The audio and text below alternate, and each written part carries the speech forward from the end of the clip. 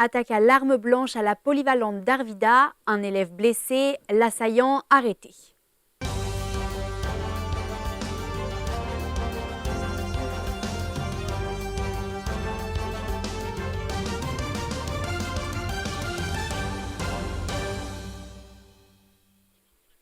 Bonsoir et bienvenue à ce web journal du 10 février.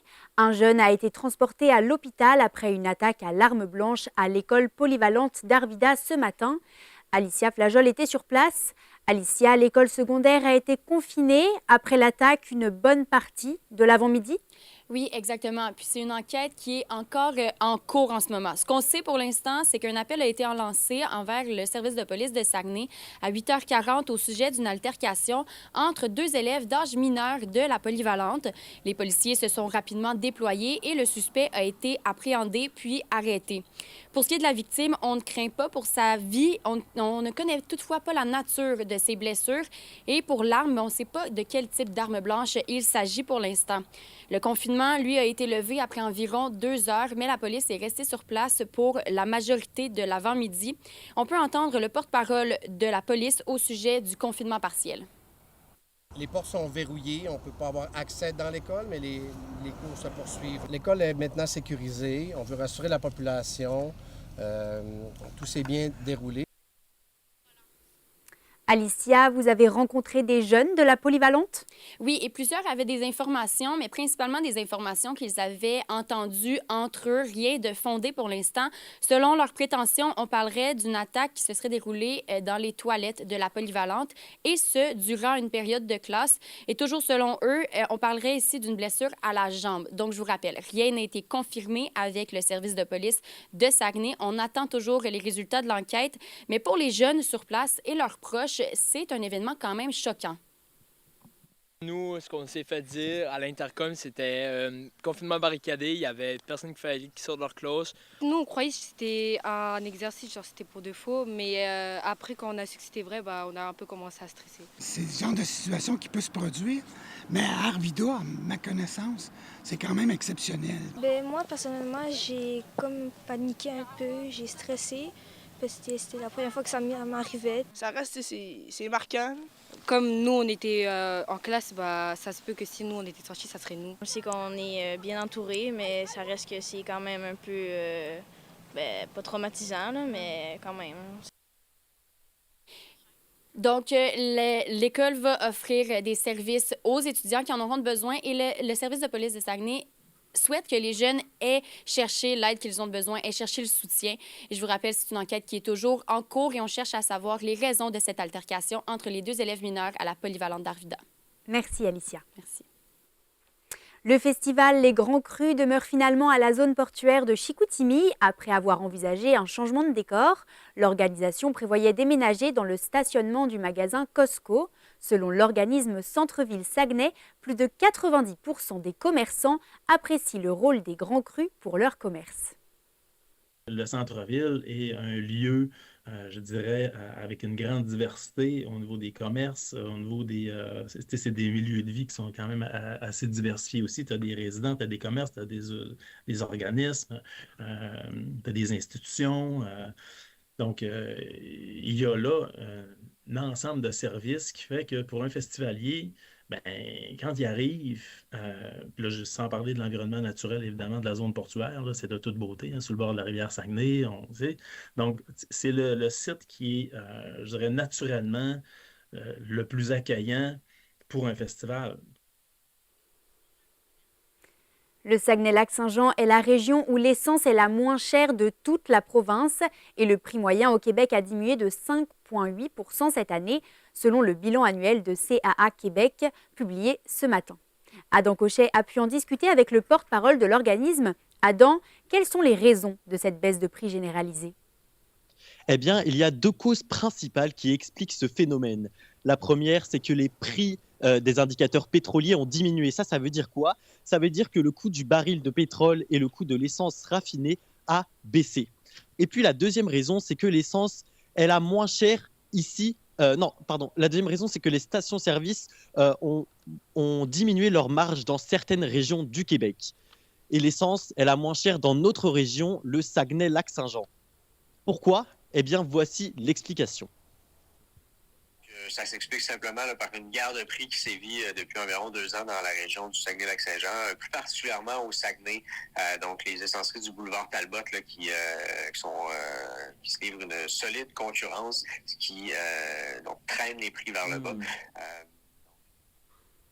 Et Adam, malgré cette diminution, les Québécois payent toujours leur essence trop chère. Et oui, en fait, la diminution du prix du carburant sur les marchés ne se reflète pas totalement à la pompe. En fait, le prix a diminué, oui, mais pas assez, pas suffisamment. Et d'ailleurs, j'ai interrogé des personnes au Saguenay-Lac-Saint-Jean qui trouvent quand même que l'essence est trop dispendieuse. Mais c'est sûr que quand on monte à Québec ou Montréal, tout ça, on remarque que l'essence, C'est vrai que c'est pas mal plus cher ailleurs qu'ici, mais ça reste quand même vraiment cher là, pour de l'essence. Ça. Fait que, ouais. C'est sûr que ça fluctue, mais je pense qu'en ce moment, on est vraiment une région assez privilégiée là, parce que dans les autres régions, c'est vraiment plus dispendieux. Je trouve que c'est cool pour les gens qui vivent ici, mais je trouve que l'essence en général devrait être moins chère aux autres régions puis un peu partout en général. Je le ressens qu'on est moins cher ici. Oui, possiblement, effectivement. Je pense que c'est quand même vrai, mais je trouve quand même qu'on la paye cher, mais c'est sûr que partout ailleurs, c'est vraiment plus cher, fait qu'on est quand même bien ici. OK. Toujours selon le CAA, le prix de l'essence au Lac-Saint-Jean est à chaque fois plus élevé que celui de l'essence au Saguenay. Ça s'explique en raison du volume de vente qui est plus important dans la ville qu'au Lac-Saint-Jean. Les stations-service peuvent donc se permettre de diminuer leur marge sans perdre trop d'argent et donc ça diminue le prix de l'essence. Et le CA a aussi tranché que l'abolition du prix plancher du gouvernement québécois n'avait eu aucun effet sur le prix de l'essence. Merci Adam. 9 Canadiens sur 10 se tournent vers Internet pour trouver des informations sur leur santé. C'est ce que révèle un sondage récemment publié par l'Association médicale canadienne. Un quart de ces personnes ont confiance en ces informations selon le même sondage, ce qui représente dans certains cas un danger. L'association rappelle que les sites de santé publique ou des gouvernements peuvent être consultés pour obtenir des informations fiables. C'est surtout l'utilisation de l'IA générative qu'elle redoute. Cette situation est en grande partie causée par la pénurie de personnel soignant qui touche le pays. L'association fait de la prévention, mais il reste au gouvernement de mettre en place des solutions. Nous demandons d'abord au gouvernement de régulariser, d'essayer de régulariser l'information qui circule sur Internet, les plateformes de médias sociaux. Il faudrait qu'on soit capable de contrôler la vérité de l'information qui circule parce qu'il faudrait arrêter la propagande de fausses informations, c'est la première chose. Et évidemment, comme on le mentionnait plus tôt, c'est d'augmenter l'accès aux soins pour la population pour qu'il n'ait pas besoin de consulter des sites douteux.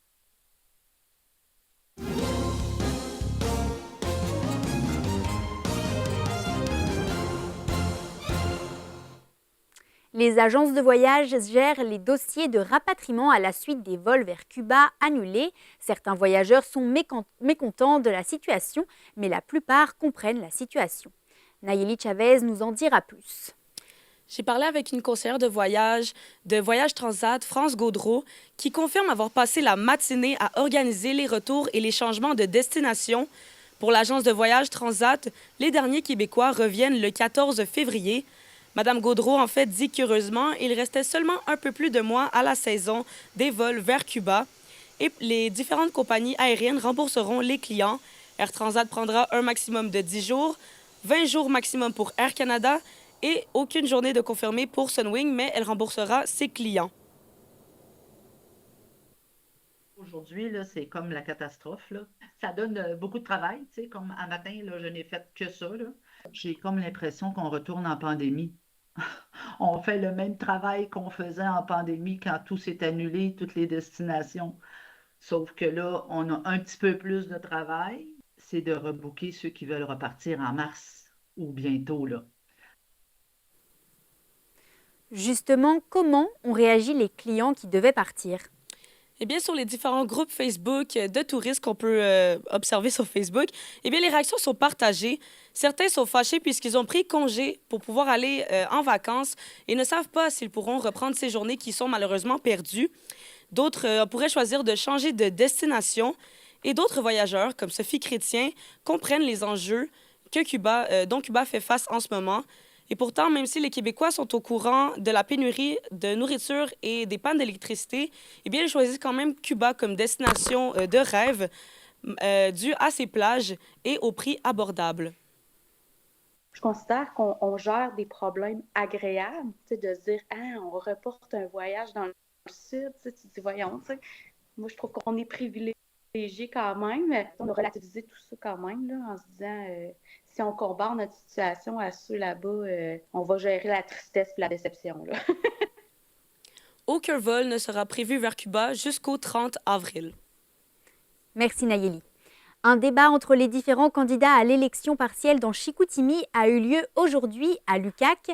Philippe Jacques, les candidats ont échangé sur la plupart des sujets chauds, dont le bloc opératoire. Oui, absolument. La situation actuelle à l'hôpital de Chicoutimi a fait parler d'elle par la plupart des candidats. Ils réclament unanimement une meilleure gestion de la situation, entre autres depuis que les coûts ont explosé après la pandémie. Des enjeux d'envergure pour la région, comme l'immigration ou l'environnement, ont d'ailleurs été abordés par les 6 candidats présents. Le seul absent, le candidat pour le Parti populaire du Québec, a été contacté mais était indisponible. Des dossiers concernant les étudiants, comme l'aide financière ou le coût de la vie, ont été au cœur de ces discussions. Le candidat issu de la CAQ ne s'est pas énormément mouillé. Francis Tremblay a appuyé ses arguments avec des statistiques et les accomplissements de la CAQ lors des 2 derniers mandats. Il a toutefois commis une bourde lorsqu'il a accidentellement oublié l'abolition de la bourse perspective par l'administration Legault. Il y a d'autres programmes qui existent, Bourse Perspective Québec aussi, qui finance aussi des étudiants qui étudient dans des programmes comme en génie, en éducation, en santé, tout ça. Oui, je t'ai entendu parler des bourses perspectives, mais les bourses perspectives ont été annulées par ton gouvernement, effet immédiat et sans aucun autre préavis. Donc, c'est un peu pas se soucier de vraiment l'argent que les étudiants ont besoin. Puis cet argent-là, ils n'ont même pas réinvesti dans le milieu étudiant, en plus de refuser 850 000 pour soutenir des initiatives locales pour aider à nourrir nos étudiants et nos étudiantes. Philippe, à part cet échange, il n'y a pas eu d'animosité entre les candidats? Non, effectivement, les échanges ont été très courtois entre les différents candidats. Ils sont même excusés à de nombreuses reprises, souhaitant de ne pas offenser leurs opposants. J'ai échangé avec la candidate péquiste Marie-Caroline Laflamme sur les raisons de cette absence de réel débat lors de cet événement. Alors, je pense que la nature du débat fait en sorte qu'il n'y a pas eu d'échauffourée tant que ça. D'un autre côté, je pense qu'on a tous voulu utiliser justement cette unique opportunité-là qu'on a de faire valoir nos idées pour aller jusqu'au bout de nos idées, plutôt que de piquer les adversaires, qui aurait été peut-être dans le cadre de cette partielle-là pas nécessairement la bonne façon d'utiliser notre temps. Le vote par anticipation débute ce vendredi au bureau du directeur du scrutin. Le reste des Chicoutimiens se rendra aux urnes le 23 février prochain. Merci Philippe. Les syndicats des paramédics de la région ont interrompu hier le 5 à 7 de Bernard Drinville et Yannick Gagnon au Côté-Court à Jonquière. Sans convention collective depuis près de 3 ans, les syndicats de la coopérative des techniciens ambulanciers de Saguenay et le syndicat des paramédics d'ambulance Mido réclament des avancements dans les négociations avec le gouvernement. On est une cause qui n'est pas tant entendue. Nos moyens de pression sont très inefficaces. Là. On a des moyens de pression administratifs. On fait une grève administrative, fait que c'est notre moyen de nous faire entendre. T'sais, on fait des manifestations à grandeur de la province. Puis là, aujourd'hui, on avait Bernard Drinville qui était dans la région. Bernard, la semaine passée, il a fait une sortie médiatique contre nous. Fait que faut quand même qu'on lui fasse savoir qu'on est là et qu'on ne se laisse pas traîner dans la boîte demain.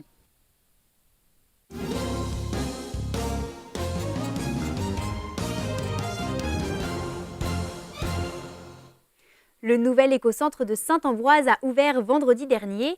La construction représente un investissement de 700 000 $. Roselyne Pelletier, c'est un soulagement pour les citoyens?